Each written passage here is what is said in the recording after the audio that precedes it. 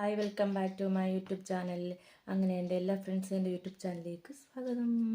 ഇന്ന് ഞാൻ ചെറിയൊരു സ്മോൾ കുക്കിംഗ് വീഡിയോ ആയിട്ടാണ് വന്നിരിക്കുന്നത്. ഞാൻ ഒരു പ്രാവശ്യം തേങ്ങാ സംബന്ധി മിക്സിയിൽ അരച്ചു, എല്ലാവർക്കും ഇഷ്ടപ്പെട്ടു.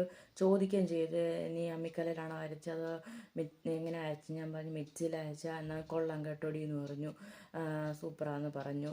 എല്ലാവരും അമ്മിക്കല്ലിലാണ് സംബന്ധി അരയ്ക്കുന്നത്. പിന്നെ ഇപ്പോഴത്തെ ജനറേഷനിൽ അമ്മിക്കല്ല് ഒരുമാതിരിപ്പെട്ടതൊന്നും യൂസ് ചെയ്യത്തില്ല, മെനക്കെട്ടാരും നിൽക്കത്തുമില്ല. എല്ലാവരും മിക്സിയിൽ അരച്ച് എങ്ങനെയും ട്രൈ ചെയ്യത്തേ ഉള്ളൂ. പക്ഷേ മിക്സിയിൽ നമ്മൾ ഒത്തിരി അരച്ച് അത് പേസ്റ്റ് പോലെ ആയിപ്പോകും. പക്ഷെ നമ്മൾ ആ ഒരു ലെവലിൽ അതിൻ്റെ കറക്റ്റ് ഇതിൽ അരയ്ക്കാമെങ്കിൽ നമുക്ക് കറക്റ്റ് അമ്മിക്കല്ലിൽ അരയ്ക്കുന്ന പോലെ തന്നെ കിട്ടും.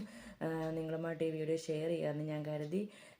ഞാൻ ഈ വീഡിയോ ഇട്ട് എല്ലാവരും കാണുക, എന്നിട്ട് എല്ലാവരും വീട്ടിൽ ട്രൈ ചെയ്യുക. ട്രൈ ചെയ്ത് എല്ലാവർക്കും ഇഷ്ടപ്പെട്ടെങ്കിൽ എനിക്ക് കമൻറ്റ് ചെയ്യുക. നമുക്കപ്പം വീഡിയോ വലിച്ചു നീട്ടി ഇതാക്കുന്നില്ല, നമുക്ക് വീഡിയോയിലോട്ട് കിടക്കാം.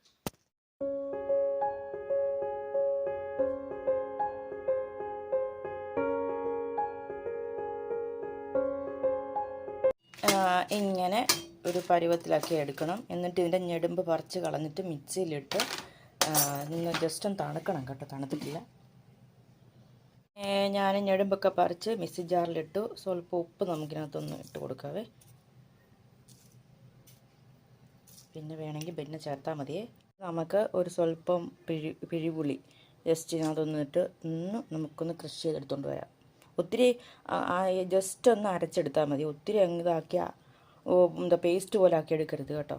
ഞാൻ കാണിച്ചു തരാം എങ്ങനെയാണ്. ഒരു പരുവത്തിൽ ഒന്ന് ക്രഷ് ചെയ്തെടുക്കണം, കാണാമോ നിങ്ങൾക്ക്? എന്നിട്ട് നമുക്കിതിനകത്തേക്ക് ഇനി തേങ്ങായും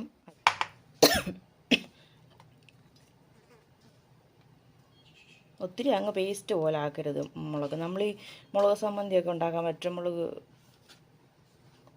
എടുക്കത്തില്ല, അതുപോലൊക്കെ തന്നെ. സ്വല്പം ഇഞ്ചി, കുഞ്ഞുള്ളി,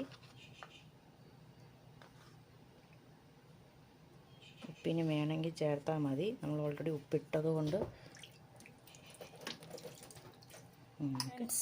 ഇങ്ങനെ ഈ ഒരു വേണം അരച്ചെടുക്കാൻ. നമുക്കിതൊരു പാത്രത്തിലിട്ടിട്ട് ഞാൻ കാണിച്ചു തരാവേ. ഫ്രണ്ട്സ്, തേങ്ങാ ചമ്മന്തി നിങ്ങൾക്ക് കാണുമ്പോൾ അതിൻ്റെ ഇത് ഒരു എങ്ങനെയാണെന്ന് മനസ്സിലായി കാണും. ഞാനിതിന്